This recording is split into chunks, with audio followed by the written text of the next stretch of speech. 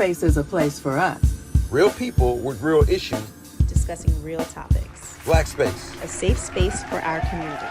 Just celebrated 10 years last weekend at homecoming. Go TSU, Texas. Hey. And I'm just happy to be here, happy and honored to be a panelist. Awesome. Okay, so now that we have everyone here, I just want to go over the general definition of what code switching is. So, according to Google Dictionary, code switching is the practice of alternating between two or more languages or varieties of language in conversation. Now, that's one aspect of code switching that is being discussed in this definition, because we all know it's not just it's not just a language barrier. It is a cultural thing in addition to what's accepted in certain corporate environments. So I think it would be easy to say that code switching is something that a lot of people within the Black community do feel compelled to do when they want to be successful in a corporate environment. You agree? So when we think of code switching, it's not necessarily just another foreign language. It is body language. It is general language that we use. Like, we don't use the same words that we'll use in, with the hood around our people and whatnot, as we'd use in an environment where we might have to speak with Becky and she might understand if I'm talking about going to the crib. She thinks I'm talking about a baby. So if you can give me a really good example of a time where you code switched, and when you did it subconsciously, and also a time when you felt forced to do it because a situation became uncomfortable for you and you weren't able to communicate with whoever it was that you're speaking with. We can start with Otis. I guess recently I was working with this gentleman. Well, I was working with this group of attorneys, and I discovered that unless white people are forced to learn about Black people, they don't know like basic stuff. Mm-hmm. Wherever they get their information from, it's like based on the news. So they don't really know much about us at all. So I guess my example would be, we were talking about movies, and we were talking about Coming to America. And when I say we, it was myself, an African-American woman, and an African woman, a Nigerian woman. Mm-hmm. We're talking about movies, and I'm like, oh, girl this, girl that, like in my normal slang. And then it just dawned upon me to kind of like ask the white guy that was like interjecting himself into our conversation if he's seen any of the movies, and he hadn't seen anything. So I gave him homework. So I guess my example would be, I said, you got to watch Coming to America. I said, you have to watch Coming to America, and don't say anything to me until you have. So he did. Mm-hmm. He was, delighted. He had a good time or whatever, but it just, it bothered me. And I started asking the other white people around me. And I was like, so you guys have all this music, you have all these books, you have all these different ways. I mean, interacting with a Black person to like get to know Black people, and they consciously choose not to, and they don't want to. They stick to their Fox News or CNN or whatever news outlet biased opinion of Black people. Right. So I guess, for code switching, I kind of had to take myself out of assuming that white people know about us just like we know about them. Right. And I had to start, I started running out of movies. So I was like, well, what have you seen? Have you seen The Godfather? So I kind of had to, go back to something that, was traditional and classic among white people to relate to him. Mm-hmm. Okay. And how about you, Rob? Wow. That's hard. That's because it's just, first of all, I've been in sales most of my life. So I can't really think of a time that, first of all, I'm not uncomfortable with the way that I represent myself. Right. Even when I'm with people that I grew up with, this is the way that I've always, as far as I can remember, this is the way that I've always articulated and communicated with myself, with others, and I never felt bad about it. Right. So I wasn't one that I feel like I had to be really, really hood around my friends and be, really, really professional in a professional environment. I've been kind of a hybrid of the two most of my life. So So I guess to answer your question, if it has happened, it probably happened when I worked at the Pentagon. I was a management analyst at the Pentagon, and I would suspect that, maybe in some meetings, I may have, been a little more professional, a little less. Um, yeah, probably the Pentagon. Politically correct. Yeah. Yeah, I would say, and even when that happened, it was rare, because just like how I'm articulating with you two ladies now, this is how I articulate in my sales presentation. If I am engaging in a conversation with my son or my daughter, if I'm just hanging out with some fellas, now I may use more profanity, Right. when I'm with like people I grew up with, because I still use more profanity than I would like to. But even when I don't use a lot of profanity, it doesn't make me feel bad. I don't feel some kind of way about it. I'm not around people that make me feel insecure about not using profanity, or make me feel insecure about using slang.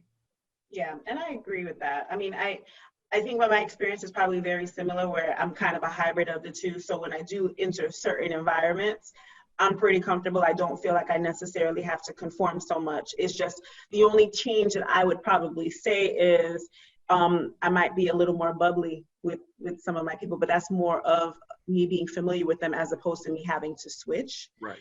And maybe some of my word choices may be a little differently, but that's more so just for comprehension as opposed to switching.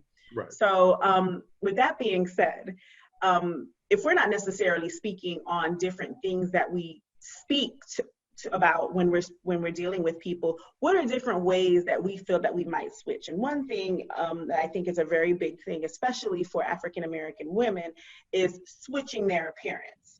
Speaking of natural hair.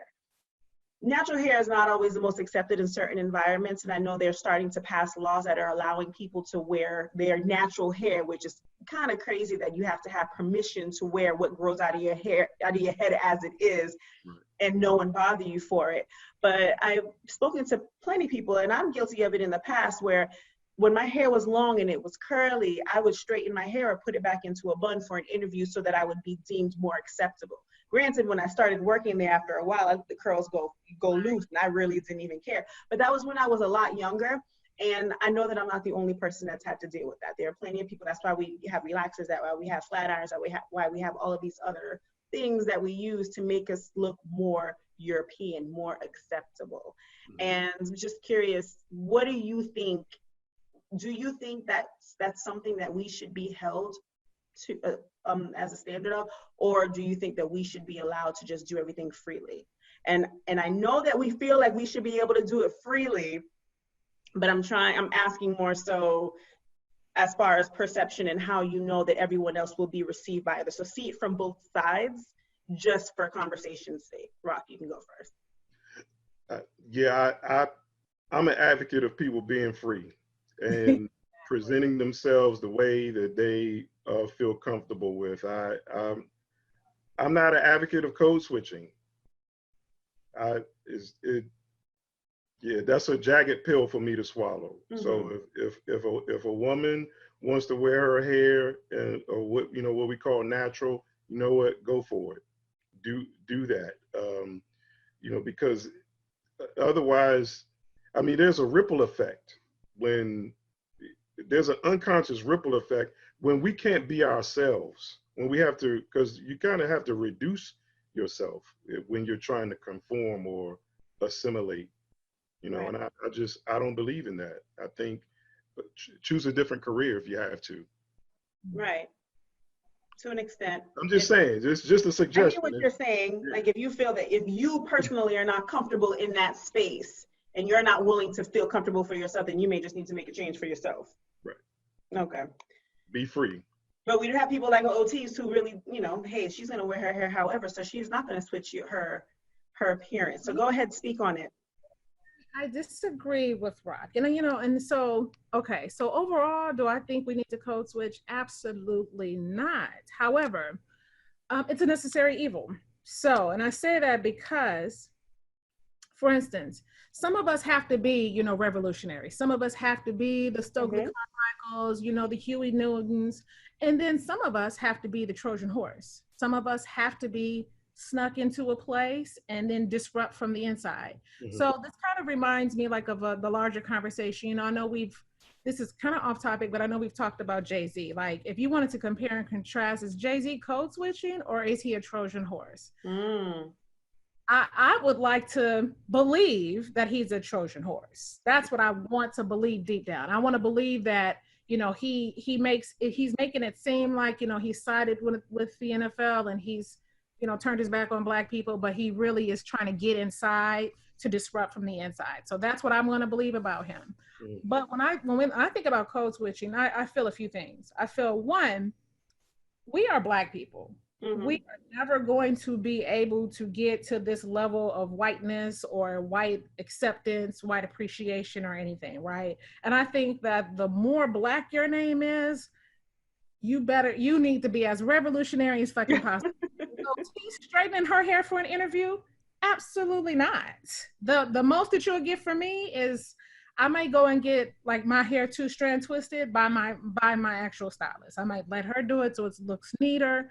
But outside of that, no. Have I been to an interview with an afro? Absolutely, I have. I feel like for me, like it's a little different. So I went to a PWI, private white institution undergrad. I went to an HBCU for law school. And I feel that as a result, because A, the LSAT is designed to weed people out anyway. They don't want Black people to be attorneys anyway. They know we don't have the standardized testing. They know it's not equal with regard to Black people and standardized testing. So that's already a way to weed you out. Okay, I know that. But my name coupled with being a Black woman, coupled with going to an HBCU, I'm already 3 strikes behind, okay? I'm already a negative. They're already like, yeah, we'll give her an interview, you know, just to say that we satisfied a diversity quota. So why should I code switch for you? I'm not going to do it. But I will say this. I'm not going to do it now as 39-year-old Otis. Has 21-year-old Otis, has 28-year-old Otis code switched and changed her hair? Yes, she has. And it didn't get me. The only thing that it got me was a feeling of uncomfortableness, as if I turned my back on my Blackness. But because I'm playing devil's advocate here, I also feel like it's a necessary evil. You know, you have to be very mindful of your environment. I don't agree with changing careers. If I want to be an executive, I shouldn't have to change who I am or be so radical that it gets me nowhere in my career and I have to change careers because you couldn't get on board with my Blackness. I don't feel that that's a solution. If anything, that's succumbing to your enemy. That's succumbing to defeat. Like quit. That's quitting to me. So I wouldn't do that. Okay. But you know, you have to finagle it and work it until you can get the result that you're looking for. That's true. And so Anthony actually just said something. As a people, we have been indoctrinated from elementary school to act a certain way in public and around white people. It is a necessary evil in certain environments. Since we spend more time with others, that can sometimes be the new norm. And when we get around people that look like us, we turn it up a notch. Agree or disagree, Otis? We turn what up a notch? As far when he says that, does he mean like, well, I'll answer. I mean, he can't respond, I guess, instantly. So I'll say this. That's absolutely me. Like, I have a potty mouth anyway, but yeah, if I'm around my people and I'm comfortable, like when I go home, I'm like, oh my God, I cuss so much. I didn't realize I curse so much. Even my family, like, you curse a lot. And I'm like, actually, I don't even curse this much. I only curse like this around y'all, but I guess that's the comfort zone. Whereas he means turn up the Blackness a notch. That's what I thought, but he clarified. When you get around our people, you turn that up a notch. Oh yeah, absolutely. I mean the slang, but I feel like I'm Otis 100%. You either love me or you hate me. There's really no in between. So you know, I'm like, shit, this is who I am. Excuse me. This is who I am. So you know, I'm gonna be me. You gonna take it or leave it. Like I'm not gonna change that. And that's me around Black people, white people, and everybody in between. Which is kind of what Rock was saying too. He's pretty much consistent amongst all environments, right? So do you agree, disagree? Yeah, definitely. Pretty consistent. I I don't turn it up when this is me. Mm-hmm. Like I said, if anything, I might use a little more profanity. Mm-hmm. Um, I'm not, yeah, this is me. This is what So you why got. do you think we use more profanity when we get around our people? Is profanity like an indicator that we're comfortable? When did that become? Yeah, Because I know I do too. I have the most ridiculous potty mouth ever, yeah, but I do it around more of people a that I'm comfort familiar zone with. than it is a code switching. It's just, I'm just more comfortable Mm-hmm. around people who, because first of all, I'm very suspicious of people. Number Right. so And at work, you're not my friends. You're my coworkers. You're my mm-hmm. colleagues. You don't need to see the real me Mm-hmm. at work. So I don't feel like that's me code switching. That's just me saying, you know what? You don't need to see all of that. That's Right. I'm not for private. Say all my right. stuff. My family members and my friends, they get to see the all aspects of me, and I'm okay with that. Okay. And another one of our lovely listeners, Ivo, says she thinks that educated Black people code switch more with Black people than white people, actually. And I think it depends on the environment. So here's what I have to say about that. And I don't know, right, wrong, or indifferent, whatever it is. So Black people as a whole always have to prove something as it is, right? Yeah. And like I said, not right, wrong, whatever it is, but sometimes they do feel like they have to out-succeed our own people. So when we try to switch, we like to show, well, I can be more Caucasian than you can, and I can get into more environments that you can if I switch to X amount of point.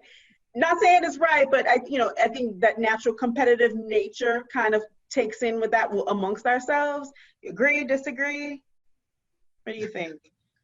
Yeah, you go ahead, tell me, Rob. You're not laughing, right? Huh? Spit it out, OT, so I can see her. I can see thought bubbles.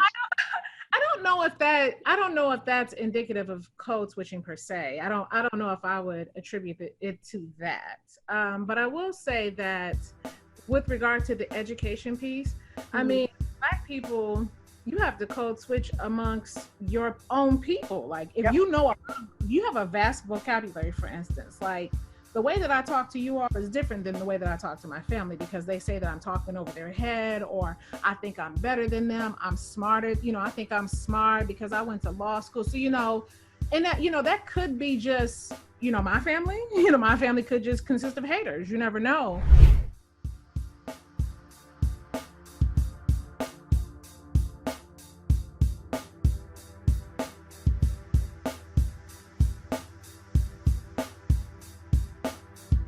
Black Space, a safe space for our community.